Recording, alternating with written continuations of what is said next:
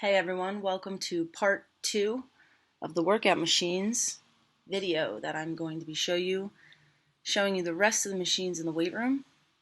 So this first machine that we're going to get started with, this is what it looks like here. The assisted dip for your triceps, as well as the assisted chin for chin-ups or pull-ups. You'll see on the other side. Here are the weights shown actually in the back. And here's the assisted chin. Notice that the hands are up top, and it's the same movements that you're going to see me demo for you in the dip. I only demoed the dip. I did not demo the assisted chin. So you might be wondering why. Answer simple. Completely forgot. My bad. All right. Maybe in a later video when we go back to school, I'll show you guys how to do that. Okay. So let's get started on what this looks like. Okay.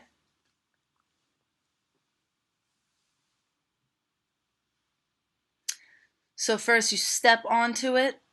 You take your legs and your knees onto that mat right there, and I'm going to pause for a minute. That blue mat that I put my legs on, that is actually connected to the weight, and that is what assists you and helps you with this tricep dip.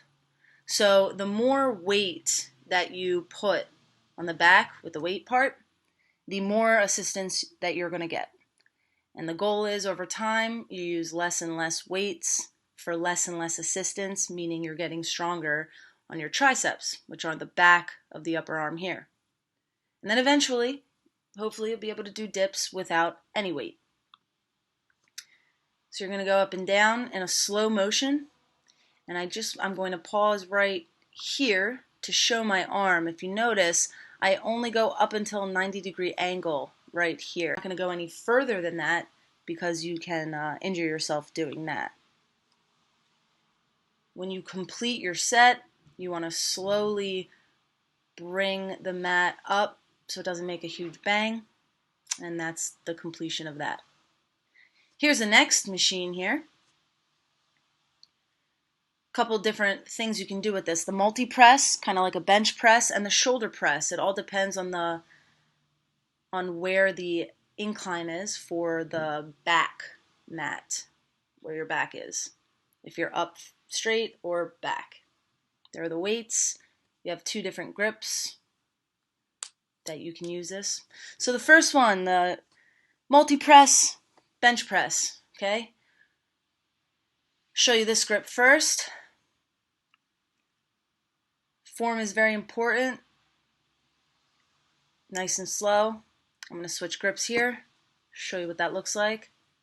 And if you notice right here, that yellow knob underneath there is how you can adjust that. Now, how do you move this part to change the incline? So it's easy. Right here, bench press, move it forward. That's what it's already on, what I just showed. And the shoulder press, pull down, is you move it back. And how do you do that? On the other side, that yellow knob, that's how you do it. I'm going to show you. So you pull it out and then you push, and you'll notice that it straightens the mat. You want to make sure, boom, that it locks into place as just like that.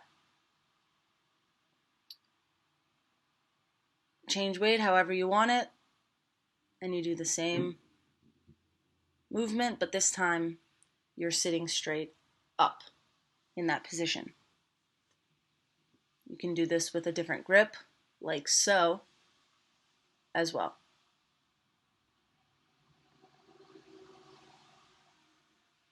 All right, this next one looks kind of funky, but it's really cool, okay? It is a rear delt workout. That's what it looks like from start to finish, and a pec fly. And you're flipped over the other way from start to finish.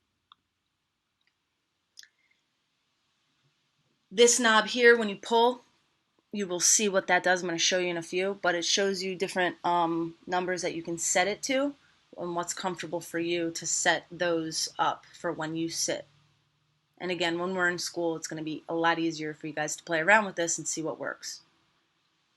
So what does it look like with these knobs? When you pull these knobs, it moves this. And you set it to the number that fits you when you're sitting down. And again, you'll figure it out once you're there. So I'm going to show you the peck fly first. So you bring your arms out. Notice how my arms are straight, okay? If you bend your arms, you're not going to get the full workout in your chest.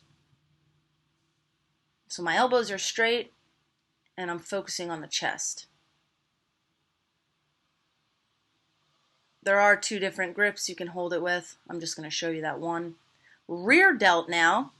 And what I did that I didn't show in the video is I actually moved that, and I moved it back here, and it actually says rear delt. So you just move it to where it says rear delt. It'll move this so that when you're sitting with your back facing the camera, it's at the perfect location.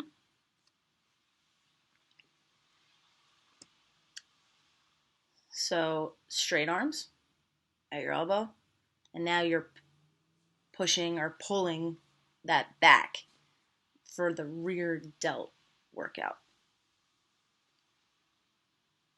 And then slowly bring it back. And this next one here, this machine can look very intimidating, okay? This is an declined leg press, okay? There's 2 areas here, one here, and one up here on both sides where you can add weight. I'm not doing that, I'm just demoing this for you, but you can add more weight as you go. This, I'm going to show you in a moment, is used to unhook and unleash that when you're ready to begin the workout and your reps. So here's what it looks like. Take a seat. You have to put your feet up first before you remove it, okay? You pull that, and if you notice, when you pull it, you can close it, and then when you pull it, it releases. Once it releases, you can begin. It's kind of like a inverted squat in a way, right?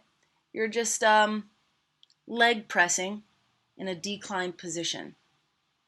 I move my legs out a little bit. What I'm explaining here is you want to make sure, I'm going to rewind that so you can see that again. A lot of people do their squats wrong and their bench press or their leg presses wrong.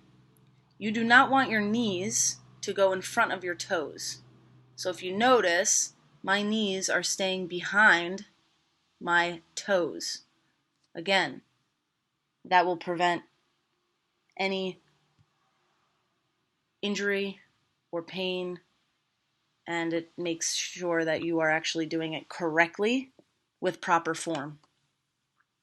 So that it concludes the rest of the machines except for the free bench press that we will be talking about when we come back to school, where we will be in partners and you will have people with you to complete that. So we'll talk more about that later.